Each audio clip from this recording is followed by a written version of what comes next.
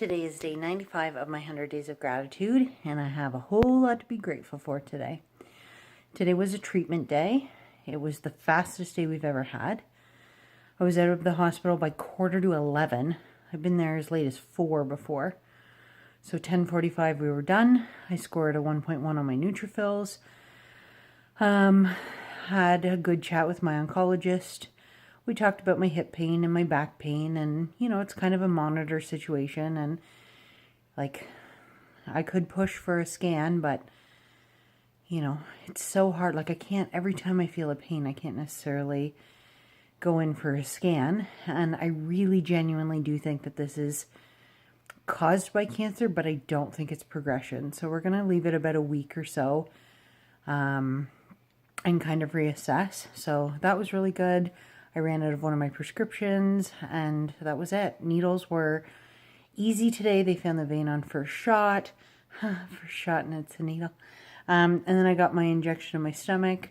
No problem there. It was just easy. So I'm grateful for that.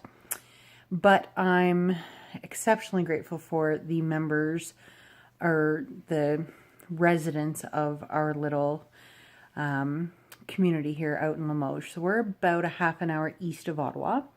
And so I grew up in a small town of about 17,000. It has since amalgamated and is much bigger, but and I'm really grateful to have grown up in a small town, which was a previous video. And then I moved to Ottawa and went to school, and then we moved out here 3.5 years ago.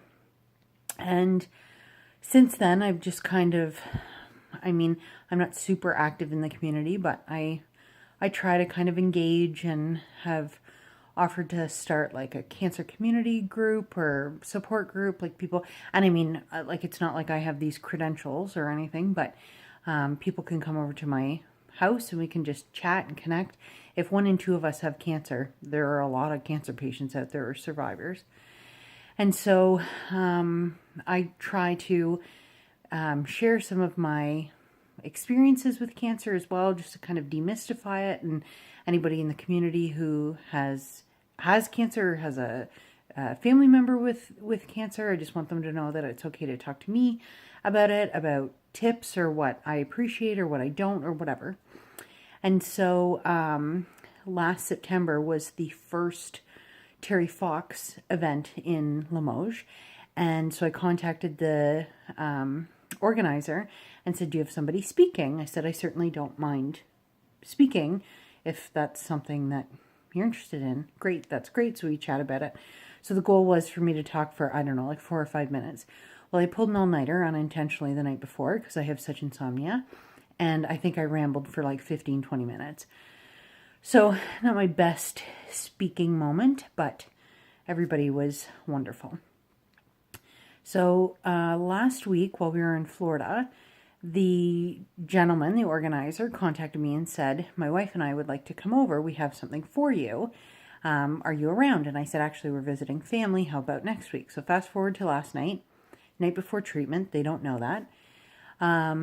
And they explained to me that there's a company called Hilberg and Burke, and they create this beautiful sparkly jewelry.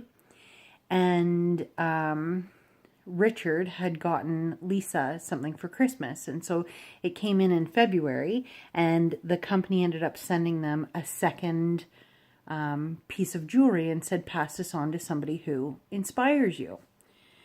So they came over and they pull out these earrings, which are these like sparkly, beautiful red earrings. It's hard to pick up the light, but I'm trying. And they said, as soon as we knew that we were to give these to somebody who inspired us, we both thought of you. And so they gave me these earrings last night, and the night before treatment's always scary because I never know what my numbers are going to be and everything. I don't know if there's a buzzword that I say that my oncologist is going to say, oh, I didn't know you were feeling, pain in your back on a Tuesday when it's raining and there's a 20% chance of sun. Like, it's like all these weird things. It's like, oh, I didn't even know that was connected to cancer. So I'm always nervous about these Tuesdays, and I came away unscathed today. But with these earrings, so last night it was just such a nice treat and took my mind off things. But then I found out today, like Richard sent me another email, and these are the earrings that the Canadian Olympians were wearing.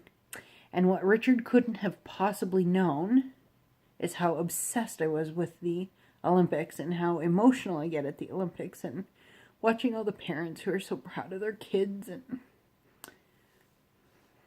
all the Olympians who are just represent our country so well. And so these earrings they just couldn't have picked a better thing to give to somebody like me. And the members of this community are just amazing. I've said it before, like we have such good neighbors, and while we were down in Florida, our neighbor across the street took care of Jorge, and like we just didn't have to worry about him. And our neighbors on either side of the street have shoveled for us, and they've baked things for us. And people have often said when I have posted things about my cancer, what do you need? And we're always here. And if you ever need a ride into the hospital, and just thing after thing. And a lot of these people I've never met before. And so I'm so grateful for living out in this small community and for the people in it, because regardless of knowing me, if they bumped into me and vice versa, we kind of have each other's back. It's not perfect, nowhere is, but it's pretty great being part of a small community again after living in a city and then being back into a tiny community. I just really appreciate it. Talk to you tomorrow.